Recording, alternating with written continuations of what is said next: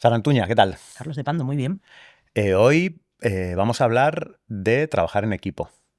Y vamos Será a hablar... si yo quiero, será si yo quiero. Lo hemos pactado antes, no vengas con ahora con Somos esto. un buen equipo. Claro, somos buen equipo, nos compenetramos. Tenemos al equipo de guión al completo de Querer, la serie de Movistar. Tenemos a Laura Ruiz de Azúa, que ganó el Goya con 5 lobitos. Tenemos a Edu Eduard Sola, Sola, que lo escribe todo. Ha escrito Gas en Flames La Virgen Roja. recientemente. Y tenemos a Julia de Paz, que es escritora y directora también. Sí. Y vamos a hablar con ellos del proceso de creación, vamos a hablar de la serie, vamos a hablar de eso, básicamente de trabajar en equipo. Y ya está. ¿Te imaginas que se matan aquí? Como ha sido todo muy bonito hasta hoy. ¡Ah! Bueno, vamos a ver qué nos cuentan. Bueno, Esto ya pues se ha hecho con Alauda Ruiz de Azúa, Eduard Sola y Julia de Paz.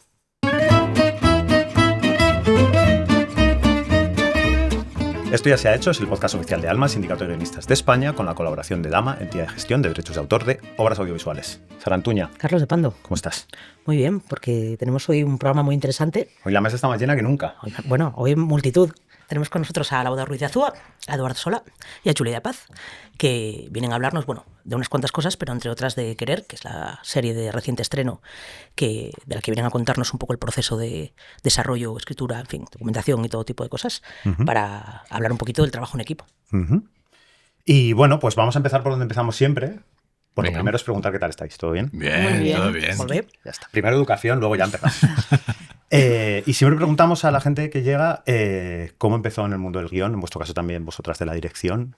¿Por qué? ¿Por qué empezasteis en esto? ¿De dónde viene la vocación?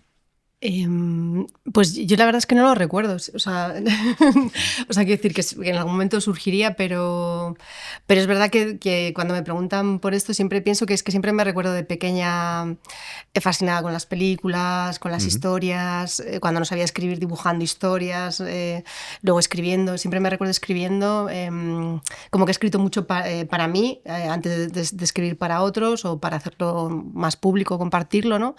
Y siempre me recuerdo como muy, muy enganchada a esto como una manera de estar o de refugiarme o de evadirme, ¿no? Pero no te sabría decir un momento concreto. Hay un momento ahí de querido diario volumen 16. Diarios a tope, novelas cortas, infumables en la adolescencia en un cajón, pero que está muy bien escribirlas para luego escribir otras cosas, ¿no? Pero sí, de eso ha habido mucho, sí. Eduard, ¿qué nos cuentas? Pues no lo sé, pero sí, lo que sí que sé es ver los extras del Señor de los Anillos. Los extras del Señor de los Anillos. Que era ¿Sí? el primer DVD, no, 2001, ¿no? Era así. Sí. El primer DVD que había. O sea, yo me compré el DVD y no tenía reproductor de DVD. Mira, eso es fan, ¿no? eso es fan, O sea, Muy bien. Pero compré para pero mirar yo la sabía caja. que ahí había un material que yo quería ver, ¿sabes? Que eran los extras. Entonces yo vi los extras cuando ya tuve un reproductor de DVD y eso para mí era como, ¡buah! La hostia. En plan, yo quiero hacer esto. Esto me llevó años más tarde a entrar en SCAC y luego ya en SCAC descubrir que los rodajes me parecen una mierda, el terror más absoluto del planeta Tierra, y entonces decidí ser guionista. Mucho mejor, ¿no? Mucho mejor. Hay que madrugar menos. Todo. O sea, le debemos todo esto a Peter Jackson. Exactamente. Correcto. ¿Y Julia, qué nos cuentas? En mi caso, creo que fue el conjunto de los referentes de mis padres. Se juntaron que mi madre es educadora social y había algo que conectaba de los temas que explicaba, de los temas que abordaba, tal. Y por otra parte, mi padre, que es médico, pero es súper cinéfilo, que en vez de ponerme Disney me ponía Chaplin y después había Charla. Videoforum, ¿no? Ojo, Videoforum. Hacéis vosotros los extras de la película. Exacto. Entonces, es que no recuerdo el cuándo, pero ya desde muy pequeñita no me he planteado hacer otra cosa. Era o esto o esto. Y a nivel de guión, yo he tenido la suerte de estar siempre acompañada de Núria Dunjo, que es la co-guionista que trabajamos siempre juntas, con quien en verdad he aprendido el oficio del guión. ¿Y vosotros antes de Querer no habéis trabajado juntos nunca? No. Y- Esto es fruto de una cita Tinder.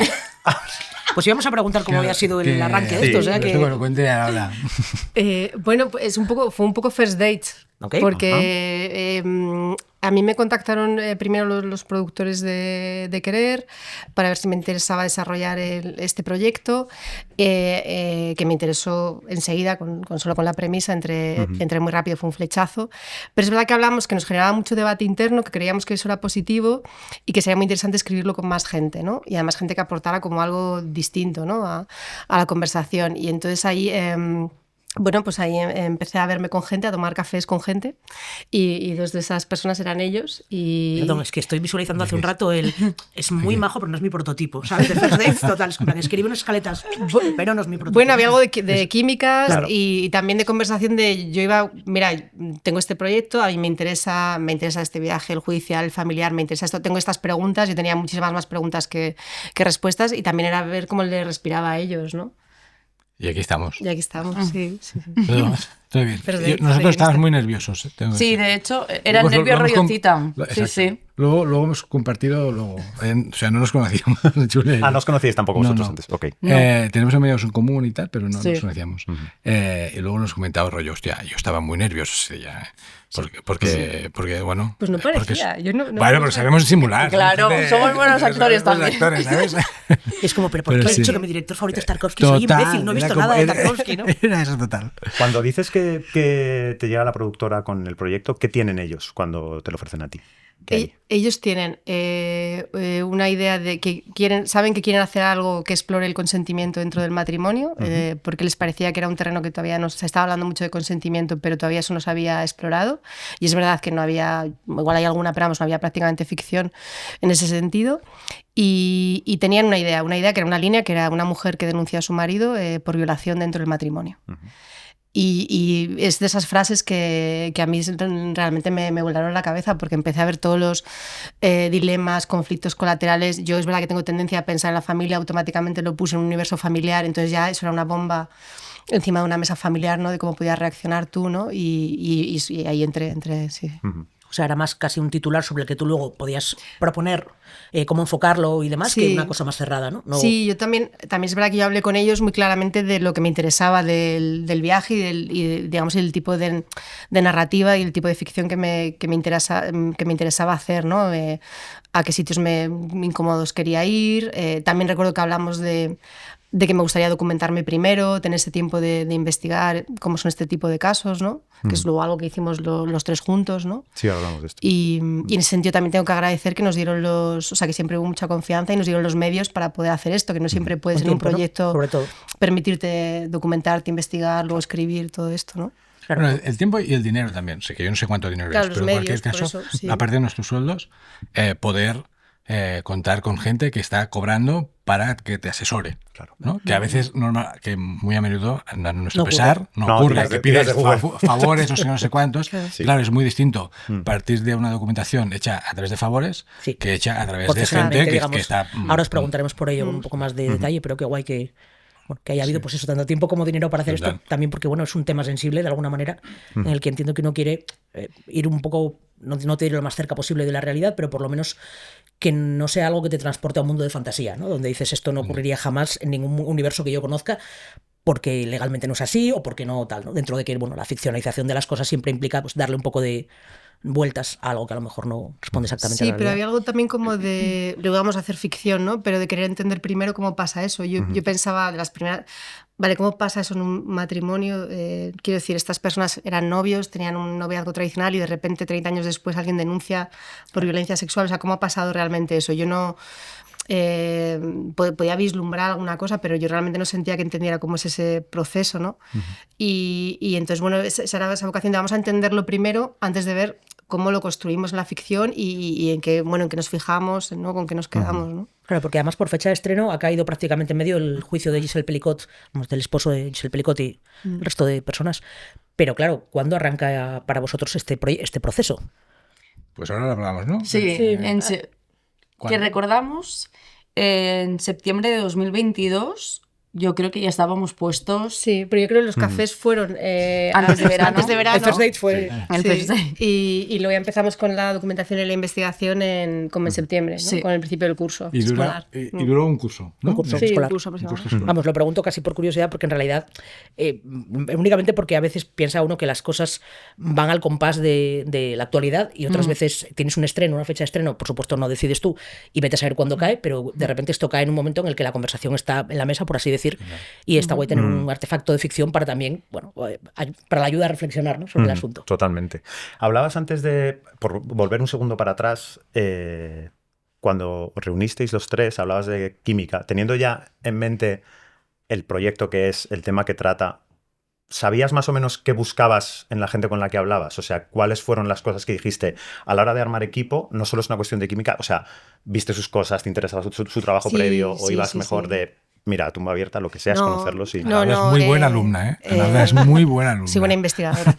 Tengo mucha curiosidad y mucha vocación siempre de saber y de preguntar. Y no conocía su trabajo, me informé de sus trabajos previos, que lógicamente me gustaron mucho. Y también, aparte de esa química, bueno, que es esa química de la conversación de ver, vale, yo me pregunto estas cosas, pero tú también te preguntas otras, ¿no? O sea, que iba a fluir esa conversación sobre cómo veíamos el tema.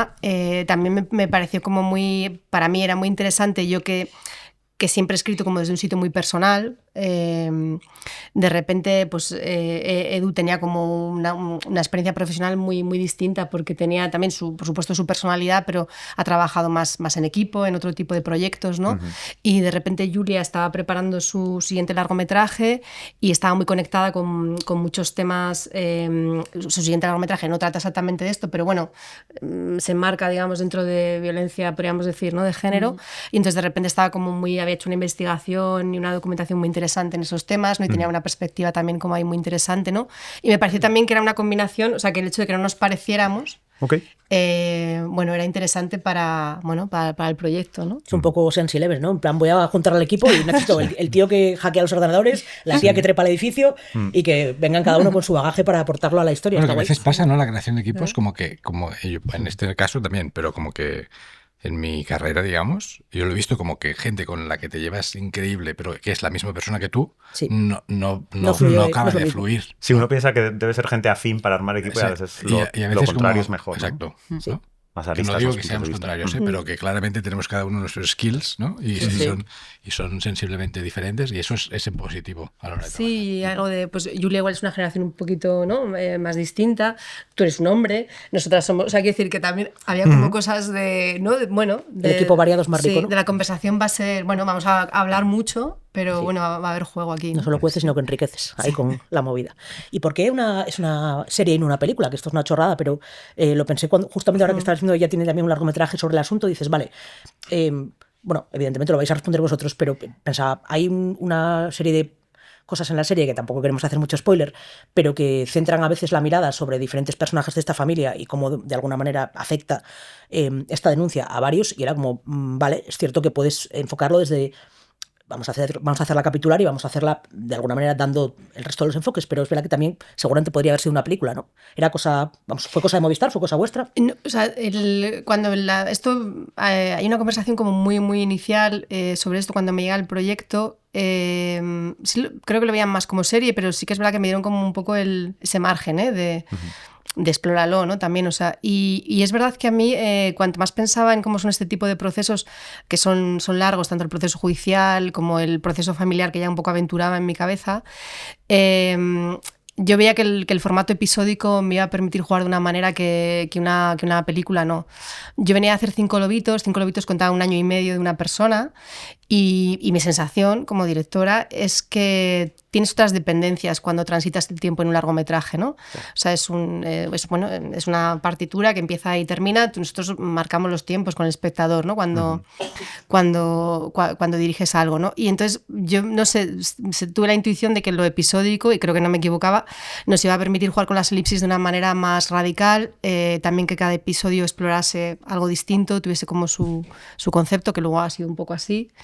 Y entonces, bueno, tuve esa intuición y aposté aposté por lo episódico, pero pensando eso en esas elipsis y en esos pasos de tiempo, ¿no? Que podía jugar de otra manera. Es cierto que cuando la ves entera no parece que pudiera ser otra cosa, ¿eh? Digo que podría ser una película por el titular. Que dices, de repente Claro. me encargaron esto y acabé haciendo Durmiendo con su enemigo. Perfectamente lícito. Pero bueno, no es el caso. Y en las fases de desarrollo, o sea, desde que llegáis y ya decís, somos los 3 y vamos a empezar a hacer esto, ¿por qué fases pasáis? Entiendo que primero hay una documentación antes incluso sentaros a hablar y a escribir, ¿no? Me debería decir que hay como 3 fases, digamos. La primera, bueno, 3 y media. La media es, ¿qué estamos haciendo aquí? ¿Por qué le he dicho que Tarkovsky me gustaba? ¿No? Conocernos, como pensar en voz alta, debatir en voz alta. Luego, la primera oficial, que sería la documentación, ¿no? Y que no es una fase corta, o sea, es una fase larga de este curso. Y que siguió en paralelo luego con escritura, Exacto. porque no, o sea, Claro. empezó fuerte, pero luego seguíamos Sí, con no es los una cosa que asesores, termine, ¿no? o ir a Claro. juicios. Luego, el armamento de los argumentos, digamos, como no solo la Biblia, sino como el cuerpo de cada episodio, ¿no? En forma de tratamiento. Tratamientos peculiares también, porque había algunos episodios que eran secuenciados, otros no. Pero en cualquier caso, como el cuerpo del... Y una última fase que es ya la escritura de los guiones, propiamente dicha. Yo creo que estas son las 3 fases. También nos llevó mucho trabajo. Paralelamente a esta investigación, claro, se tiene que construir de dónde vienen estos personajes y cómo se ha ido construyendo, se ha ido normalizando también esta violencia. Entonces, yo recuerdo, en esta sala, en una sala de aquí, hablar mucho de cómo, de hecho, construimos desde que se conocieron. Sí, teníamos escrito toda esa biografía previa, ¿no? Porque claro, era... también hubo una decisión que era importante, era en qué momento empezamos, ¿no? Si empezamos con la denuncia, si empezamos atrás, si empezamos, ¿no? Pero es verdad que para hacer esta apuesta también de que empezamos con la denuncia y que no has visto nada de la vida anterior de esta gente, que justo cuando empiezas a verla es cuando se desmorona, por decirlo así, claro, teníamos que primero hacer todo el rato referencia a esa vida, ¿no? Entonces es verdad que escribimos como toda esa biografía... Pues sí, desde cuando se conocieron, dónde... O sea, lo que te van a pedir los actores en el peor momento del rodaje es como, ¿y mi personaje cuál es su herida? Y dices, menos mal que lo tengo tenemos escrito. Toma, pum. Casi lo peculiar de esto, normalmente ya se hace esto, pero a lo peculiar es que además aquí teníamos que ir casi a escenas concretas, ¿no? de esa vida, porque en el propio relato hay secuencias que no las ves, pero han sucedido, incluso se debate sobre ellas. Ahora voy a un poco de spoiler, pero no pasa nada. Hay una escena en la que hay un fin de año en el que un personaje rompe un vaso, ¿no? Y esta escena está contada por varios puntos de vista y claro, la gracia está precisamente en los puntos de vista y que tú no hayas visto la escena. Claro. Porque si hubieras visto la escena... Claro. No te queda duda de qué ha ocurrido. No te queda duda de qué ha ocurrido y dónde posicionarte. Pero como no lo has visto... es ahí donde está el juego de la serie, que es este, ¿no? Pero claro, no teníamos que construir este pasado como, venga, hago una página aquí del pasado del personaje y chao. No, es que es cronológico y dentro de esta cronología yendo a muy detalle, ¿no? De ese fin de año que pasó concretamente en esa casa, ¿no? Que son algo que queda fuera de la serie, pero a su vez está dentro intrínsecamente. O, por ejemplo, había una... claro, la pregunta que más nos hacían cuando contábamos la sinopsis era ¿por qué ella no denuncia antes? ¿No? Como alguien denuncia 30 años después. No es la pregunta que se hace cuando cuentas la sinopsis y cuando sale cualquier titular de violencia, ¿no? Entonces, ¿y por qué se ha esperado 10 minutos para denunciar? ¿O 10 años? Entonces sentíamos que eso nosotros teníamos, aunque no fuéramos a ver cómo es todo su proceso hasta llegar a denunciar, que teníamos que tenerlo claro. Entonces eso también teníamos, porque claro, eso también la documentación nos sirvió para entender que no ocurre de la noche a la mañana muchas veces, y puede ser que en algún caso sí, pero muchas veces es un proceso de una suma de cosas, y si alguien tiende una mano, un médico que ve algo. Bueno, entonces tuvimos que construir también eso como muy, muy al detalle, porque luego era importante para, bueno, desde donde se contaba eso en el juicio, para entender cómo se había llegado ahí, o cómo se había llegado a estar en una comisaría con una abogada asesorada, ¿no? Claro, no era lo mismo denunciar de una manera que de otra, ¿no? Cómo había sido ese proceso de llegar hasta ese momento de la denuncia, ¿no? Eso también recuerdo que lo... Sí. Yo, de hecho, viéndola, me pasaba que tenía un montón de preguntas, porque una vez que sabes más o menos de qué va, tu propio cerebro se adelanta un poco, ¿no?, a lo que vas a ver y dices, vale, ¿por qué no tal y por qué no cual? Y viendo que casi cada personaje se hace casi cada pregunta que te puedas llegar a hacer, cada uno desde su perspectiva. No todo el mundo pregunta por qué no denunciaste desde el descreimiento. Hay gente que dice, hostia, ¿cómo no denunciaste antes? ¿No? Desde la preocupación o cualquier otra de las múltiples preguntas que salen. Y yo creo que para cuando ya llevaba 3 capítulos, el juego ya en mi cabeza, aparte de estar atenta porque me estaba interesando mucho, era como, me falta esta pregunta, ¿la harán? Y es como, oye, pues sí, también, ¿eh? No se han dejado nada.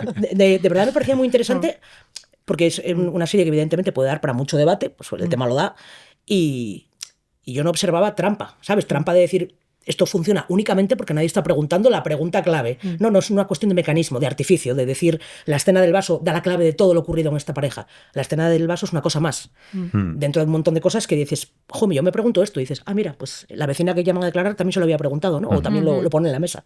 Y en ese sentido me parece un curro filigrana, ¿eh? Esto fue una cosa, un poco premisa de Alauda, de esto de ceñirse como a la realidad, a los parámetros reales. Yo mismo, que soy un chabacano, digamos, yo hubiera apretado las tuercas ¿no? Cargado las tintas, no más. Claro, no, aprieta, ¿no? Pero Alauda o sea, tenía clarísimo como que teníamos que hacer una serie que estuviera anclada en un proceso habitual, ¿no? O sea, una cosa realista. No lo excepcional, sino lo cotidiano, ¿no? De alguna manera. Esto, por ejemplo, en el capítulo 3, que es un capítulo del juicio, digamos, es, claro, es una premisa que a día de hoy celebro a saco, ¿no? Porque es un juicio que está narrado tal cual son los juicios. Obviamente está elipsado, no hay cosas elipsadas, sí, pero el orden es exactamente el mismo que se hace en un juicio normal. Claro, yo como dramaturgo, digamos, diría, bueno, pongamos el speech de ella, pongámoslo al final, ¿no? O sea, sería la lógica, ¿no? Pero en cambio, la premisa de Alauda de, no, vamos a ceñirnos a la realidad, de repente ese speech lo tienes al principio y sería como desestructurador a nivel dramático, pero a cambio te da esa sensación de estar de estar en un sitio que reconoces como cierto, ¿no? Sí. Como que eso está pasando, ¿no? Que los juicios de las películas americanas no te dan otras cosas, pero esto nos lo dan, digamos. Y todo ese proceso de armar esta estructura lo hacéis juntos, o sea, hay sala de guión, por decirlo así, entre los tres, o hay un momento en el que, digamos, os repartís, no sé si capítulos o partes concretas de este personaje lo arrolló o este tal, o sea, quiero decir, trabajáis juntos todo y cuando ya está. Es como el mapa de tramas, los sí, el mapa de tramas, el desarrollo de personajes, justo antes de todo el proceso, antes de llegar a lo que es, no sé si escaleta o no, porque no sé si hicisteis escaleta, pero escaleta y diálogos, ¿todo eso es juntos? Sí. ¿Toda la vez? Sí, esa parte sí. Sí. Sí, luego obviamente nos lo llevábamos y lo escribíamos, o sea, nos quedábamos ahí delante los tres de un ordenador, ¿no? Pero el debate y el cómo armar el capítulo sí que es en todo el previo a la escritura, por decirlo así, claro. Y hecho esto, ¿cómo decidís dividir los capis? O sea, quiero decir, ¿cómo hacéis ya ese reparto en el que decís, ahora ya entra, por un lado, la voz de todos, digamos que ya está constituida, o lo que es la voz de la serie, y ahora es cada uno darle la voz concreta a todo esto? Dale. No, tú. Estaba distraída, no me hagas esto. Había como estas 3 frases, digamos, y la documentación juntos, la de argumento juntos. Sin embargo, sí que era Julia la que bajaba los tratamientos, digamos, de los episodios. Luego fue Alauda y yo quien bajamos los guiones propiamente dichos. Yo escribí una primera versión del 1 y el 1, el 2 y el 4, y mientras en simultáneo yo hacía la primera versión del 3. La primera versión del 3 es todo un... O sea, el juicio es todo un... Y por lo tanto merecía como esta atención por parte de Alauda, y luego nos los cambiamos. Luego yo reescribía sobre su versión. Exacto. Bueno, siempre comentábamos, ¿no? Sí. Hablamos mucho, tal. Yo reescribía la versión. Ahora hacía como de coordinadora de guión habitual. O sea, como que pasaba por encima, porque obviamente ella tenía que defender eso en rodaje. O sea, no tenía mucho sentido que yo estuviera diciendo, no, yo paso el último por aquí, ¿no? O sea, a la hora pasaba la última. Pero muy agradable todo. O sea, yo que he vivido cosas en esta vida. Qué buen titular es, he bebido cosas. No, como que estás en otras circunstancias en las que la reescritura se vive peor, ¿no? Que otro te reescriba se vive peor, no es el caso, ¿no? También es verdad que yo desde un principio sí les expliqué y les comenté que yo quería tener un poco como las últimas decisiones y esa pelota la quería tener en mi tejado. En el sentido de cuando había disyuntivas, que no hemos tenido grandes discusiones ni nada parecido, que ha sido un viaje muy, muy especial y muy bonito, pero sí que a veces había disyuntivas, ¿no? Y es como esas disyuntivas de las dos cosas son posibles y están bien, pero hay que elegir porque cambia mucho la cosa, ¿no? Y entonces sí que es verdad que yo tenía un poco esa última palabra sobre esas determinadas cosas, ¿no? Por ejemplo, recuerdo quizás de las cosas que más marcaron eso, si metíamos flashbacks o no, por ejemplo, ¿no? Sí. Esa fue una conversación, porque claro, había mucha responsabilidad en no poner el flashback con el tema que estábamos tratando, ¿no? Pero parecía más arriesgado no ponerlo, pero por otro lado también pensamos, si conseguimos que al final de este viaje, que es un poco una autopsia de este tipo de procesos, el espectador vaya con Miren Torres, pues es mejor viaje. Es como... yo a día de hoy, que me considero un perro viejo, agradezco... Y un chabacano, has dicho. Perro viejo y chabacano. Estoy anotando, perro viejo, chabacano solo. Todo esto, yo agradezco que los roles estén claros. O sea, como que a veces... ¿Quién lleva el timón aquí, no? ¿Quién lleva el timón, no?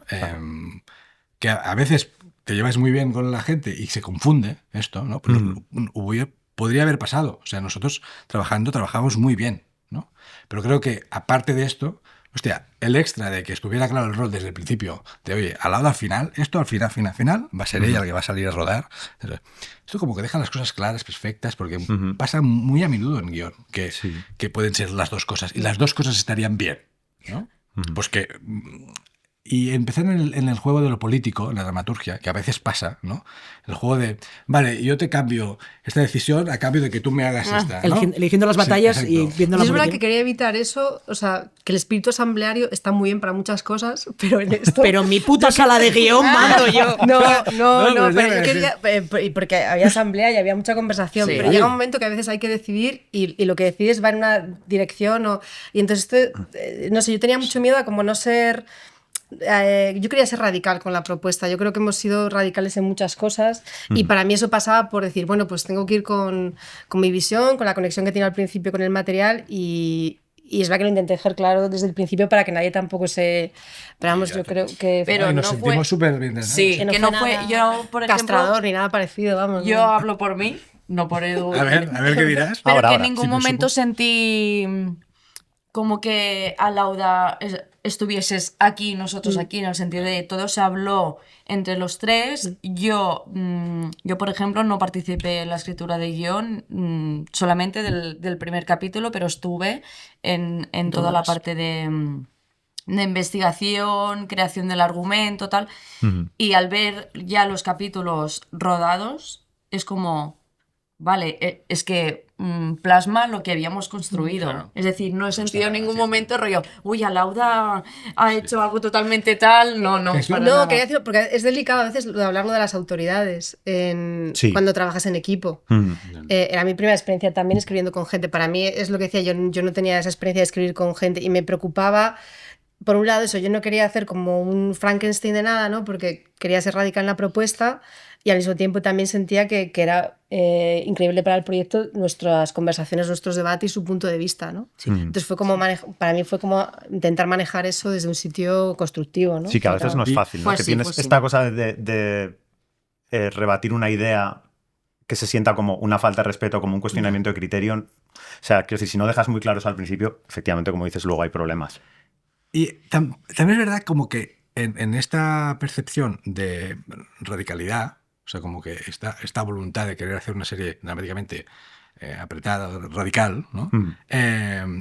Las medianas no les sientan bien, ¿no? O sea, como que darse esta idea o esta otra, vamos a encontrar un punto de unión, un punto medio, no sé cuántos, no les sienta bien. Claro. ¿No? Por la propia voluntad de, hostia, a lo mejor en otros proyectos y productos, no sé cuántos, sí, pero en este creo que no. Te pedía otra cosa.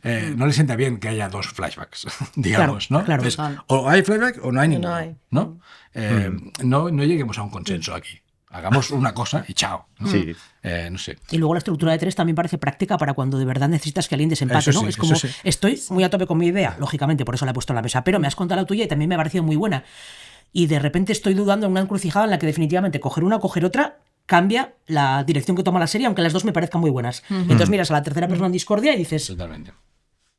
argumentame cuál te gusta más y por qué, a ver si así tengo claros también mis argumentos. Sí, el Y, trabajo fue muy así, de hablarlo mucho, en ningún momento fue por parte de Lauda de no, esto es así para nada. No, todo súper hablado, cualquier decisión, pues al final lo decidíamos los tres, de vale, sí, esto lo vemos.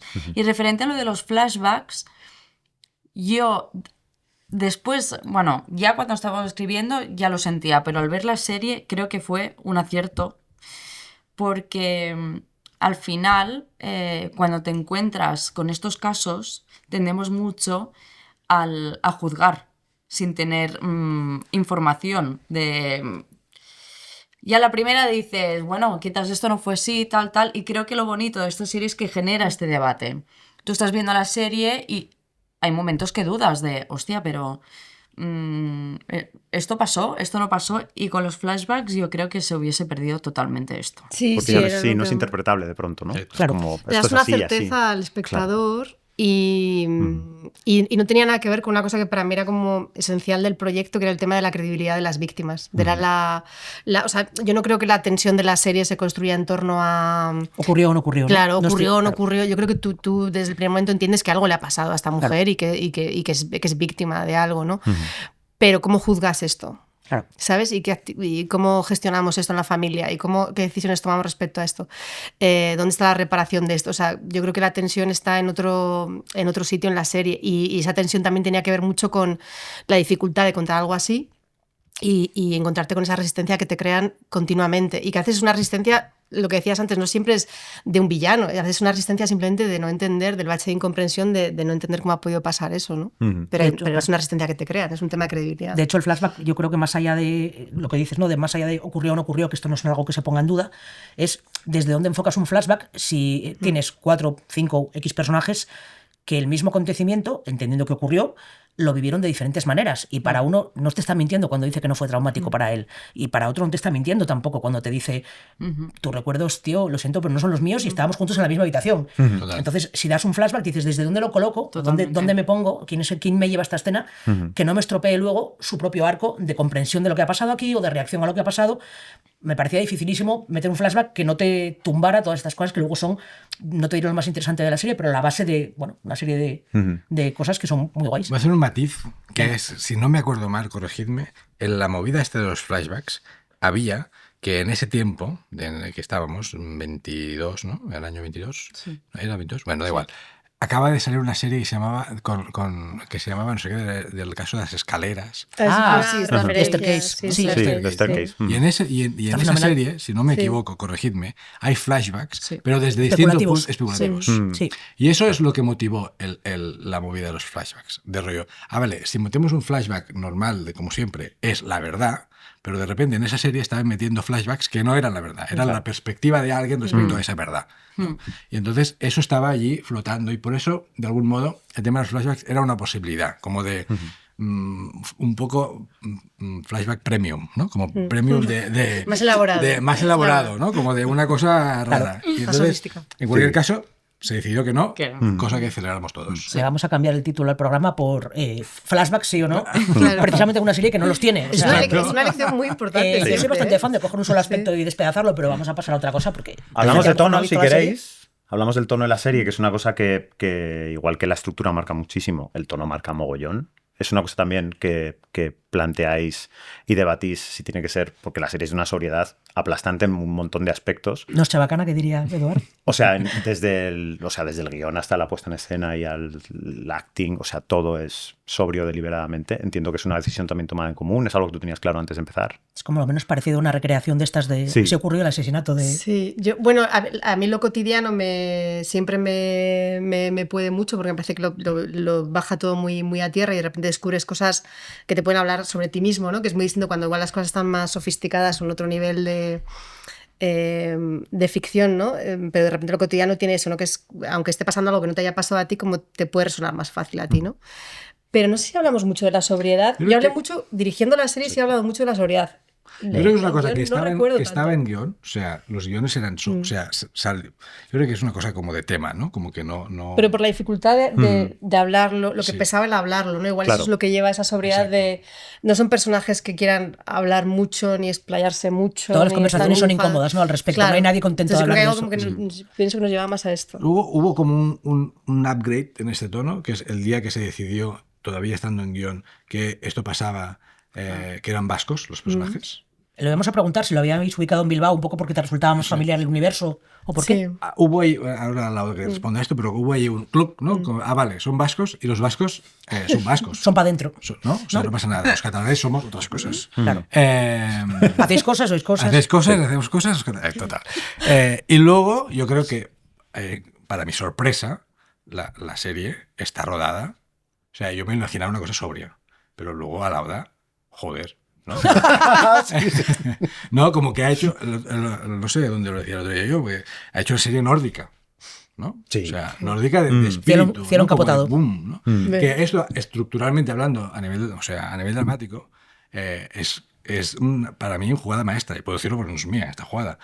No, claro. Porque donde va a parar, digamos, sale muy a cuenta haber estado en ese espíritu de... Arrancar con el volumen un poco más bajo, ¿no? Exacto, Antes de ¿no? reventarla. Pero fue una cosa más de... O sea, yo creo que estaba en guión, pero que a la hora apretó las tuercas a nivel visual, a nivel actoral, a nivel todo. Así que ahora contestas En tú, ese sentido, Manu. mira, me la han comparado anteayer. Es como, no sé quién me lo dijo, compañero guionista, pues seguro. Dijo, es como intimidad también, ¿no? Es como vamos a tratar un tema candente y jodido, que es la intimidad sexual expuesta en vídeos o lo que sea, tal cual, y la vamos a poner en Bilbao porque no se me ocurre un sitio peor para que te pase esto, que es como, vale, luego me lo explicas y ya, bueno, tenemos pendiente esa conversación, pero hay algo de esto, ¿no? En el carácter o en lo que se espera, en el tópico, digamos, que se espera de las sociedades pequeñas norteñas.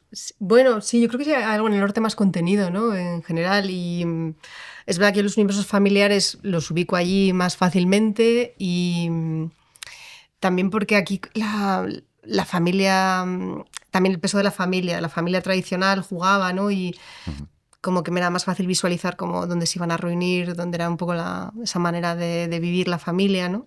Sí, todo sí, nos fue llevando todo al norte y a lo nórdico al final. Sí. Pero no sabes al principio. No, Una cosa. no tardó mucho en salir, ¿eh? Pero es verdad que al principio empezamos a escribir y no lo teníamos ubicado. Hubo un momento en el que hicimos sustitución de nombres, ¿sabes? Buscar sí. palabras, sustitución, cuidado. ¿Vale? En plan, todos los Ya. Jordis eran Aitor. Exacto. Divertido. Qué guay. Quería hacer alguna pregunta más, lo que pasa es que no sé si rayo en el spoiler o qué. Tú sabrás si nos... Vale. Tampoco la serie se sustenta en... No, pero es verdad que para mí las fue una cosas. sorpresa, no esperaba que la serie evolucionase en ese sentido y me gustó verlo. Dado que es una serie basada en un titular, digamos, un poco grueso, por decirlo de alguna manera, ¿no? Es una denuncia de violencia sexual y de todo tipo, pero vamos, especialmente sexual, en un matrimonio. Se pone también el foco en un lugar que yo no esperaba encontrarme, que es la manera en la que los dos hijos varones de esta mujer reaccionan a la historia, no solamente de lo que le ha ocurrido a su madre y lo que ha hecho su padre, o en fin, del juicio que dirime esta cuestión, sino de qué manera les ha afectado a ellos en sus propias relaciones.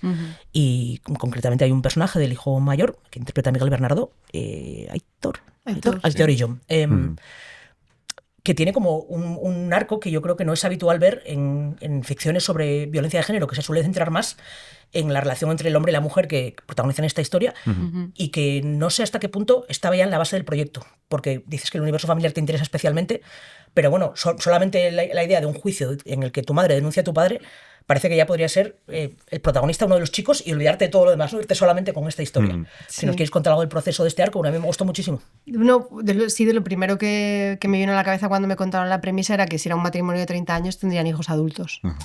Entonces era como un viaje que sí, que me interesó mucho desde el principio, que lo trajimos aquí a la mesa, ¿no? Yo creo que ya empezamos a decir que estaba muy bien que fueran 4 puntos de vista estrictos, que también es como... Yo funciono muy bien como con limitaciones también, no sé si por la cosa de la sobriedad o... Entonces, no 4 puntos de vista estrictos, ¿no? A Laura, sujetadme, ponedme límites. No, a mí me van muy bien, ¿no? Es como que te obligan a profundizar en lo que, ¿sabes? En lo que tienes. Y sí que es verdad que hubo más conversación sobre si eran chico-chica, Chico-chica. dos chicos, ¿no? Ahí sí tuvimos más conversación. Pero rápida, ¿eh? Sí. O sea, como que la conclusión fue rápida. Sí, que no hubo una versión con un personaje hija, por Ok. ejemplo. O sea, fue mucho más primigenia la conversación, sí. Pero sí, ahí hubo un poco más de conversación.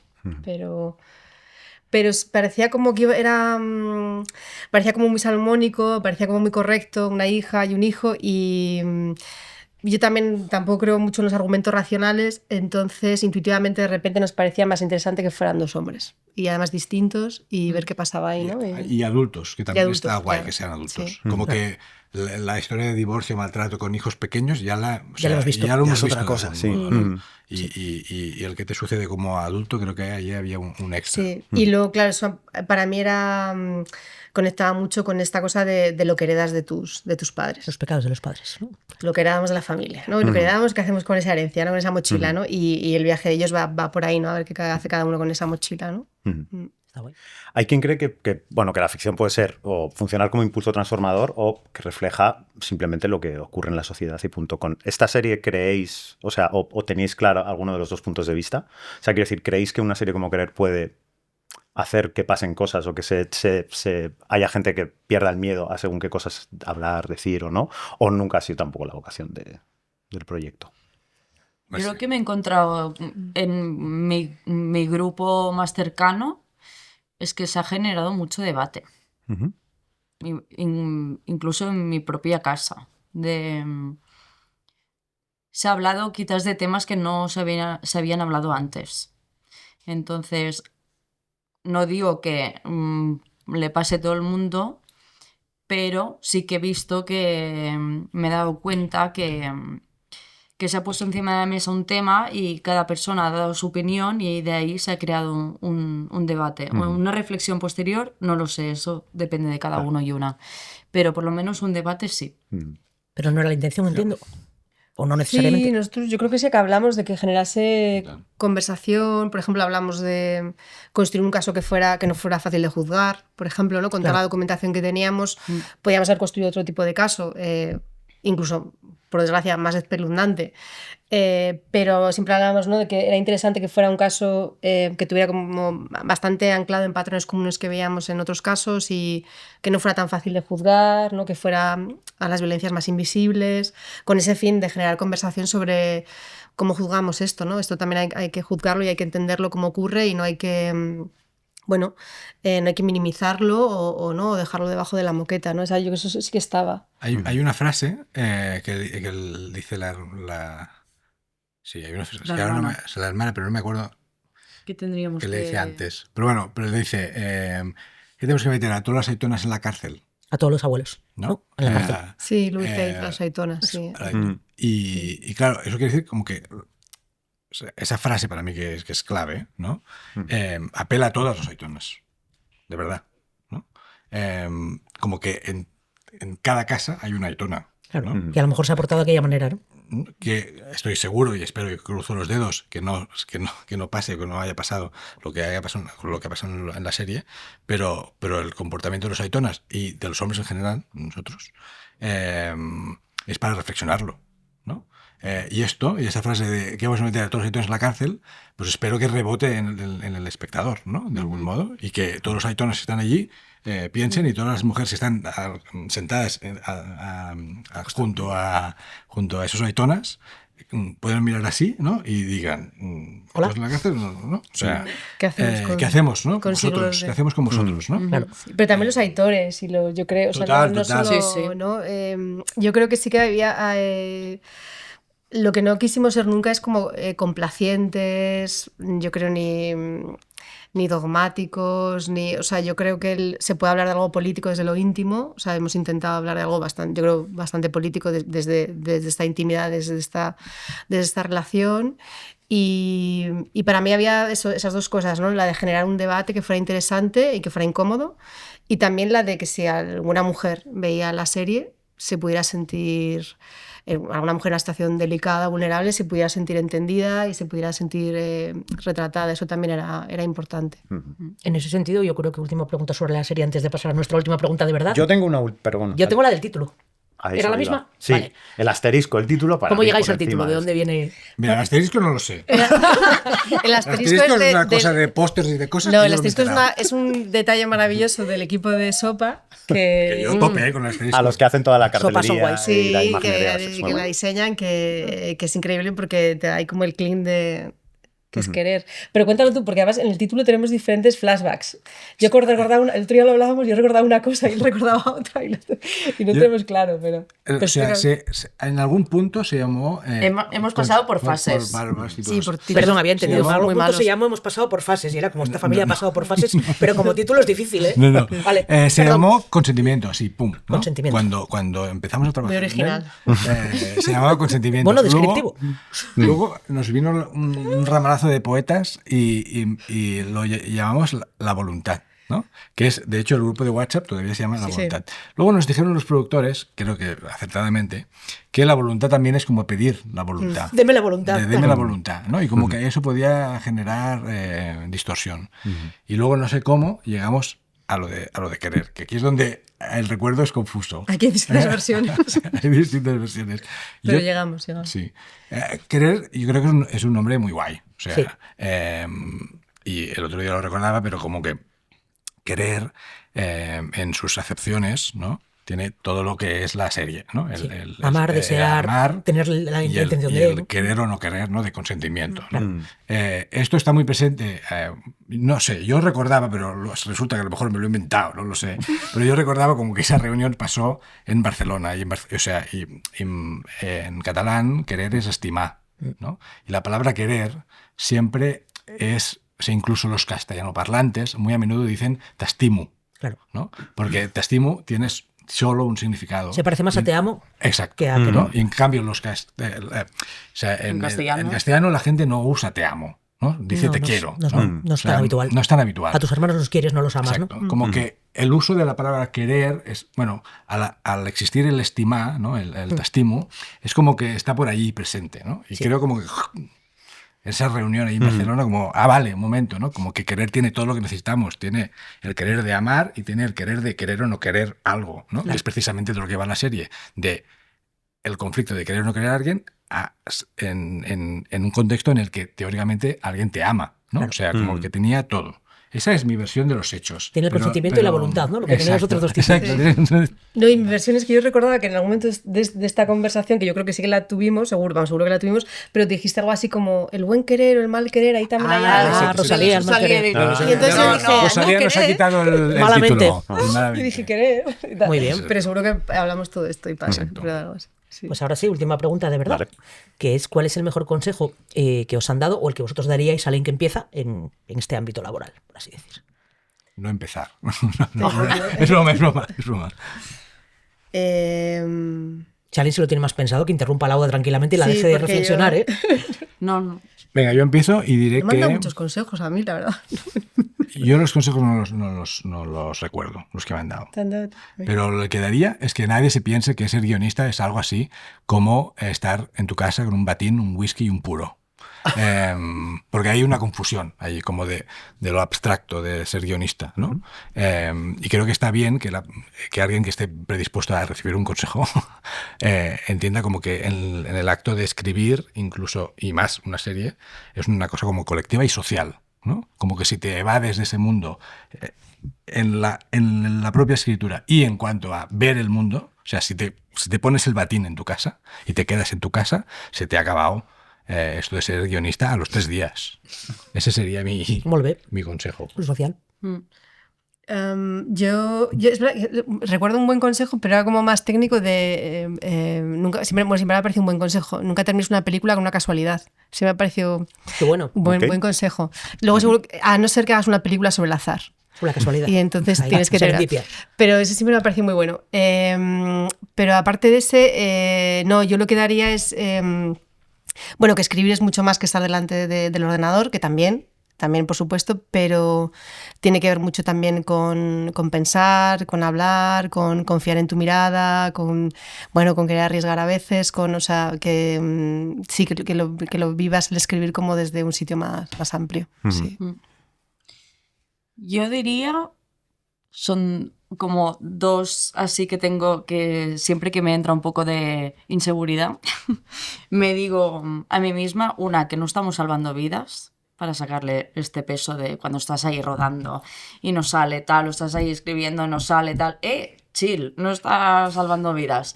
Y lo otro que me lo dijo mi padre fue que no esperes que gustarle a todo el mundo, tienes que aceptar que no va a gustar a todo el mundo y está bien.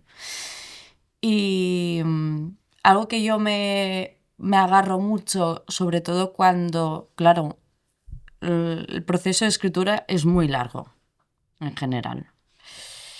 Entonces yo lo que me agarro o lo que intento es, yo siempre cuando empiezo un proyecto me escribo, intento como en una frase escribir como la pulsión, la esencia del proyecto. Y cuando siento que no sé qué estoy haciendo, pues agarro esa libreta y me recuerdo a mí misma. Vale. Era por esto. Es por esto. Sí. Qué guay, Muy muy buenos guay. consejos.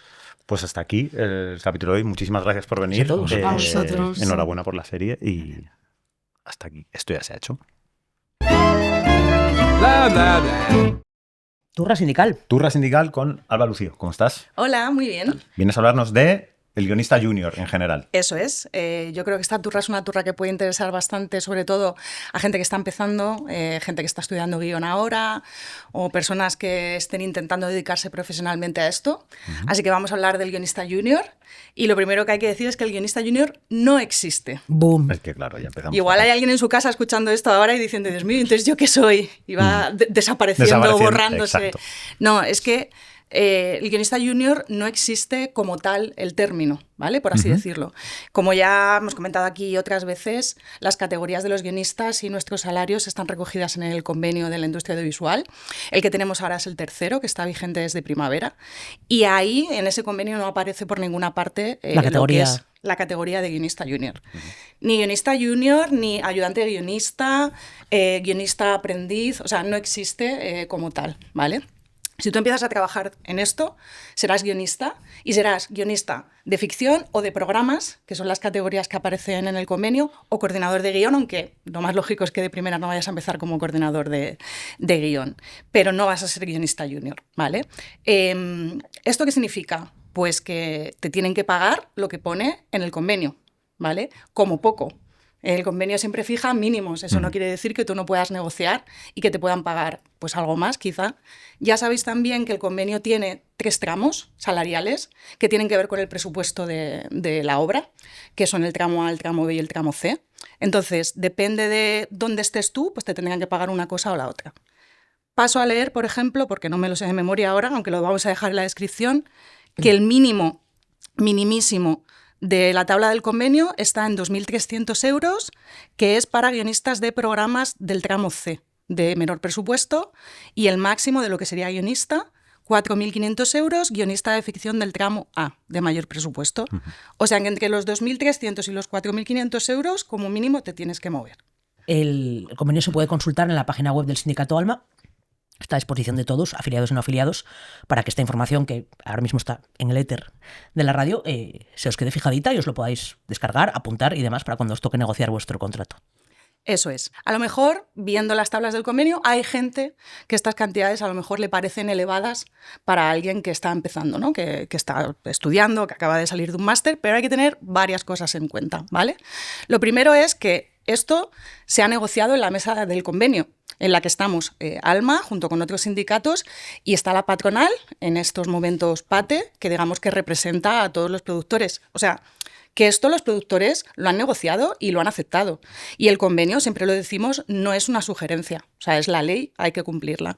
Luego, tenemos que tener en cuenta que esto, igual, aunque sea redundante, son mínimos. Y es verdad que en este caso dices, que puede haber más mínimo que una persona que sale de un máster y no tiene experiencia ninguna. O sea, ahí tendría sentido cobrar el mínimo. El problema viene cuando hay producciones en las que, por ejemplo, pues hay guionistas que llevan muchos años trabajando o en la misma producción, o guionistas que digamos que tienen ya una trayectoria larga y están cobrando el mínimo o cerca del mínimo. Y entonces a la hora de comparar sus salarios, pues claro, te parece que el que acaba de llegar cobre eso, que tú cobras igual 200 euros más, pues te echas las manos a la cabeza. Pero es que no es culpa del que acaba de llegar. Es que a ti te tendrían que haber subido el salario y si llevas muchos años trabajando como guionista o muchos años en una producción, el productor te tiene que ir subiendo el salario. También hay que tener en cuenta que tal y como está el mercado ahora, el acceso a la profesión pasa por hacer un máster que cuestan 6.000, 7.000 o más euros. O sea que esas personas han invertido ya dinero en su formación, han estado un año formándose, o sea que no son unos completos ineptos, que además los másters en las escuelas que hay ahora, o sea, todo se ha profesionalizado mucho, entonces, pues obviamente no tienes experiencia, pero tendrás un poco las nociones básicas, ¿no? No partes de cero. También hay que tener en cuenta que estos salarios, que a veces, como decimos, puede haber gente que le parezcan muy altos, tienen un porqué que es que nuestro trabajo es un trabajo intermitente. O sea, que los que nos dedicamos a esto sabemos perfectamente que trabajas 3 meses, por ejemplo, y luego igual estás 6 meses sin trabajar, claro, o 1 año o 2. Entonces, lo que tú has cobrado en ese periodo de tiempo lo tienes que estirar, ¿no? Siempre decimos que hay que ahorrar, que hay que ser un poco conscientes de esto. Claro, las personas que empiezan, que no tienen experiencia, que no tienen una red de contactos, son las que más van a sufrir posiblemente esa intermitencia al principio, ¿no? Y luego ya también, por último, siempre... O sea, recordar que existen las pruebas de acceso, o sea, las pruebas de guión famosas, ¿no? Que si tú quieres, por ejemplo, coger a perfiles que no han escrito nunca, pues puedes hacer una prueba, incluso puedes coger a varias personas para ver un poco con qué candidato o candidata te quedas, que también existen los periodos de prueba, que es que tú puedes trabajar varias semanas, con una persona que si luego no te satisface su trabajo, no cumple, digamos, un poco los requisitos o lo que se esperaba, pues bueno, pues dejas de contar con ella y existe el despido también. O sea, que si consideras que has contratado a alguien y no te está dando lo que te tiene que dar, le puedes despedir, eso sí, cumpliendo la ley, que ya hicimos una turra de despidos aquí. Básicamente, si tú trabajas como guionista, te tienen que pagar como guionista, ¿no? Lo que pasa es que hay que tener en cuenta también que el convenio, en realidad, o sea, los guionistas estamos en el convenio desde no hace tanto tiempo. Entramos en el convenio en el año 2015, o sea, hace 9 años. Antes, esto significaba que no teníamos una categoría reconocida como tal ni un salario. Te pagaban lo que querían y punto. Claro, el productor podía poner en tu contrato la categoría que quisiera y podía pagarte lo que quisiera y eso estaba bien.